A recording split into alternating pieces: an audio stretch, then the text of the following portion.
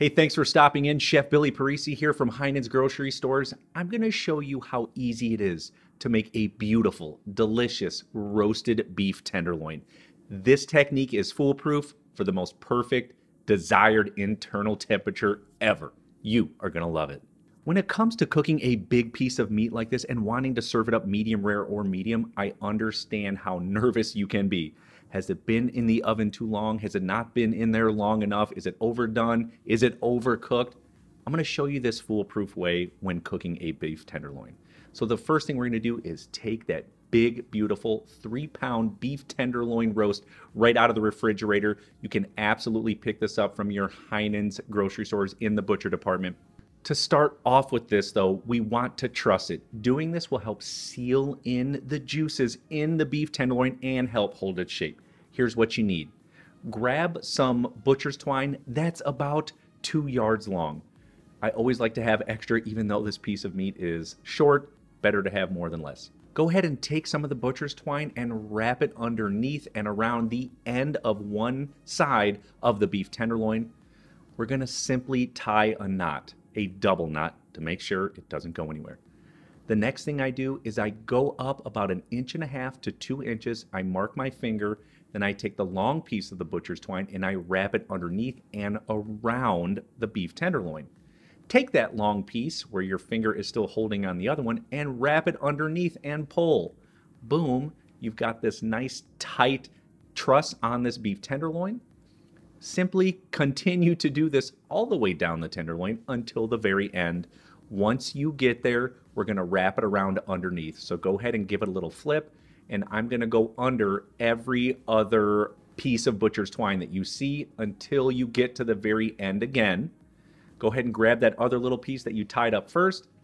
We are next going to make a quick double knot to sort of make everything tightly knitted into this beef tenderloin. It's going to hold its shape. It's going to be perfect. Use some scissors, cut off any extra. And then at this point, we want to season it very well with sea salt and pepper on both sides. Make sure to do this and generously season.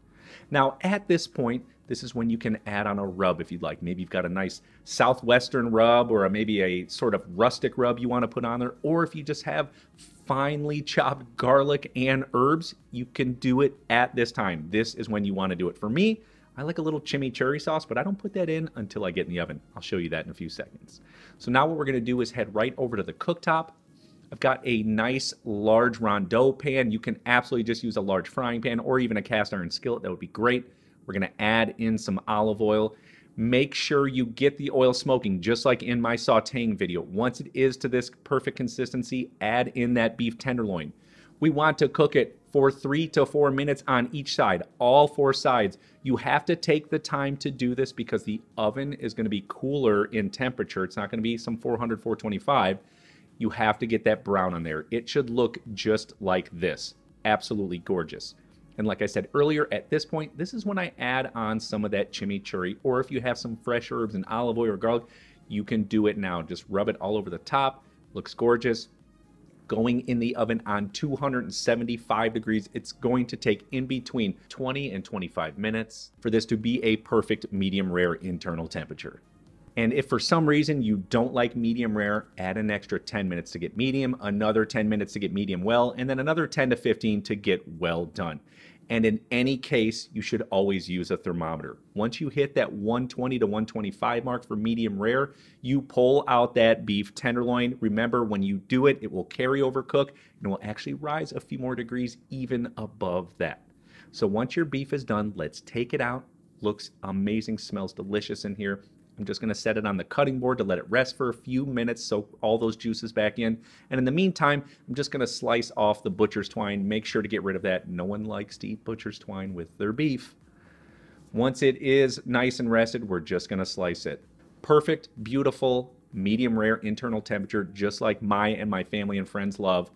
I just like to serve it up with any sort of side dish. I've got some baby potatoes, some more chimichurri, roasted garlic. This part is up to you, my friends. Get creative and have a good time. Such a fantastic, easy to make recipe. Love beef tenderloin. Seriously, talk to your Heinen's butcher. Maybe he's got another fantastic way to cook it, but this, my friends, is totally foolproof. Be sure to come back next time. I've got a lot of beef to eat. See you soon.